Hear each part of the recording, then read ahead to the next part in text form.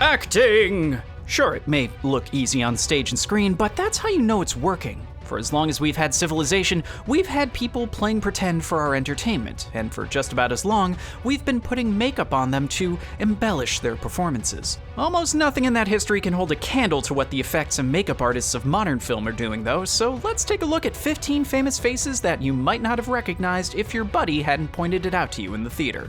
Okay. It's your dime, lady. Alrighty, let's start with something brand new. You might not be able to see the Eyes of Tammy Faye Baker for another month, but even from the trailer, you can tell that star Jessica Chastain has really buried herself in the titular role and all the makeup that comes with it. To look more like the famous televangelist at various stages of her life, Chastain sports prosthetics to pad out her jaw, cheeks, and nose. So many that she recently told the Los Angeles Times that she was spending 4 to 7 hours in the makeup chair every day. Charlize Theron was only 28 when she turned in her Academy Award-winning portrayal of American serial killer Eileen Wuornos in Monster, but you would never know it. The South African actress gained 30 pounds, wore heavy dentures, and bleached her eyebrows on top of all the makeup needed to alter her complexion. It's a truly shocking transformation, and paired with Theron's performance, added up to what Roger Ebert called one of the greatest performances in the history of film. Speaking of actresses who show off an incredible amount of range early in their careers, Margot Robbie is getting quite a reputation as an absolute chameleon.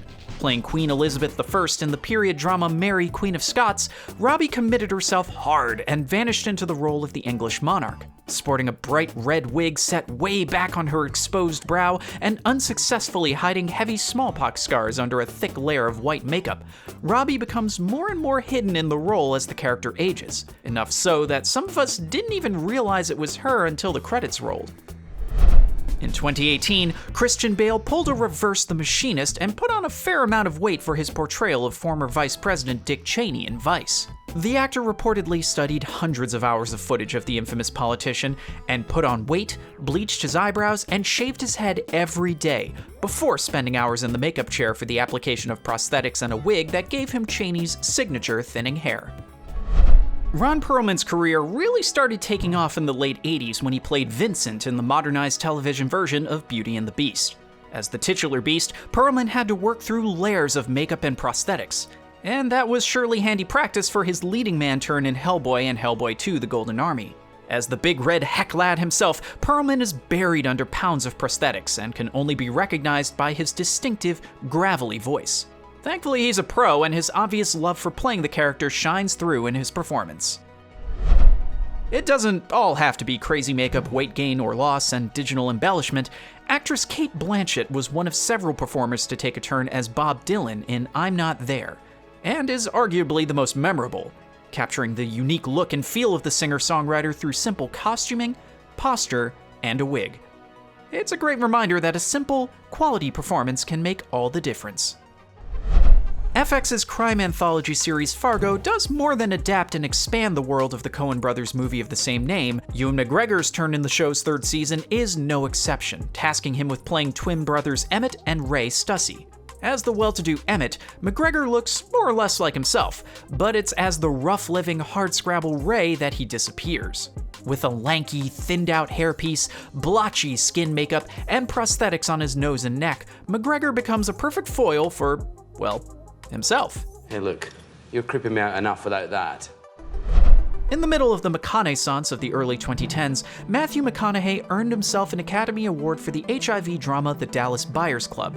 But at what cost? To prepare for the role of the chronically ill drug runner Ron Woodroof, the 6-foot McConaughey avoided sunlight for nearly a year and worked himself down to a sickly 133 pounds.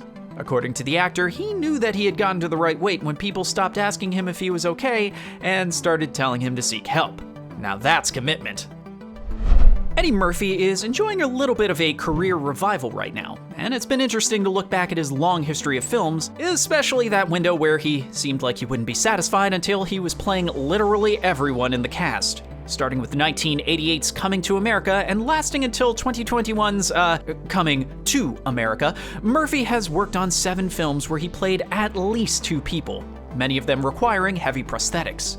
From portraying an old Jewish man in Coming to America to playing, get this, 6 members of the Clumps family in The Nutty Professor 2, he's walking proof that sometimes your best scene partner is yourself. We may not get to see him in action until spring of 2022, but the trailer alone has our jaws on the floor about Colin Farrell in The Batman. Following in Danny DeVito's footsteps and bringing Oswald Cobblepot to the big screen, Farrell is completely unrecognizable under all of the prosthetics and makeup necessary to turn him into the Penguin. Co-star Jeffrey Wright recently told an interviewer, "Colin walked onto set one day and I walked right past him. I was like, okay, hey dude, what's happening? Where's Colin? Are we gonna shoot?" We can't say anything particularly funny or insightful about Dan Aykroyd's intensely weird old age makeup in Nothing But Trouble, but we had to look at it, and so now do you too. The Canadian comedian's directorial debut is a bizarre Rube Goldberg machine of a movie that pits Chevy Chase against Aykroyd's maniacal Judge Alvin J.P. Valkenheiser, and left him in the makeup chair for untold hours just so he could traumatize an entire generations of 90s kids. Tupac's in it though, so that's cool. In light of your contribution to the common good, I hereby waive all fines, suspend all sentences, you're free to go. Way back in 1980, when it had only been a year since an alien exploded out of his chest, John Hurt got back in the makeup chair for David Lynch's The Elephant Man. For his part in adapting the life of Joseph Merrick, Hurt spent 7 to 8 hours a day having heavy prosthetics applied to match Merrick's deformities, and another 2 having them taken off. The film remains to this day a testament to Hurt's incredible dedication to his craft and his skill as a performer. Alright, so we've mostly looked at the transformative power of heavy effects makeup, so let's look at just one more simple one before we go. Michael Keaton gave us a career-defining turn in Beetlejuice and successfully hit himself in the part, all with pretty minimal makeup. A shock wig, some moss, and some theatrical black and white makeup to get his face looking more like a skull is all it took for the actor to create a character that has been beloved for decades. Tilda Swinton may be one of modern Hollywood's most distinctive and distinguished performers, but they also love taking roles that challenge their range and ability to perform through incredible amounts of makeup.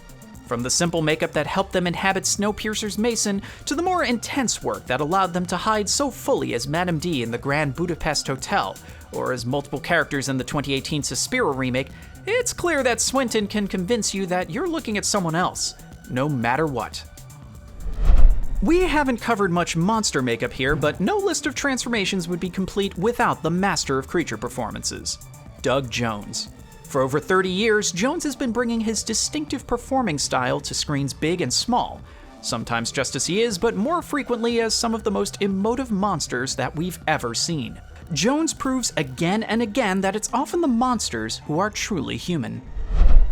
And there you have it, 15 actors who prove that they can disappear into any role right before your eyes.